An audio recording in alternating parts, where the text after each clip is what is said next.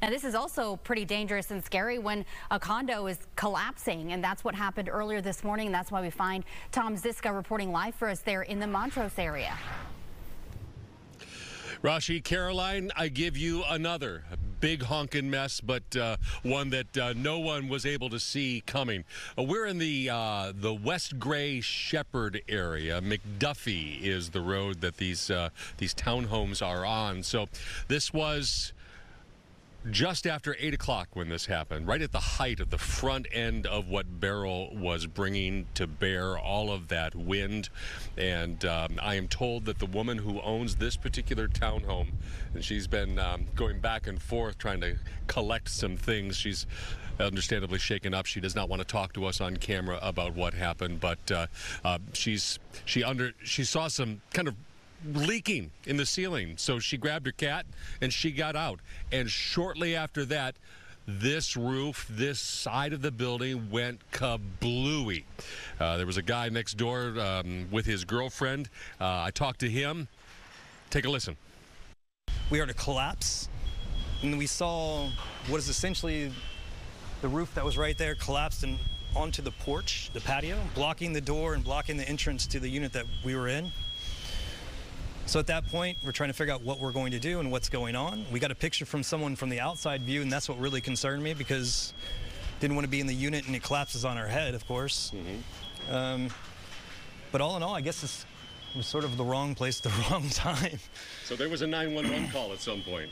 Correct, yeah. Houston Fire Department comes calling. Right, so yes, we were able to get through to the fire department. They were very busy, but we're very thankful to the Houston Fire Department for rescuing us. We had to go out the second story off the ladder with the dog through the window to be rescued. So thank God everyone's safe. Yeah. And everyone was safe, despite the damage from here and how badly it could have occurred. Everybody was safe. Nobody injured here as Beryl roared through and tore this townhome apart. So obviously there are people who need to find new places to live. That's problematic. And a lot of people have, I posted a picture of this on my Facebook page, some people asking, how could that happen? Was that a tornado? Hard to say. Those were really strong winds, but folks who live here, Tori, if you'll show up this thing right here, this tower right next door was built, I don't know how long ago, but fairly new. People who live in this older collection of buildings seem to think that the bigger, newer, taller tower may be causing some windstorm type stuff, some wind tunnel type stuff.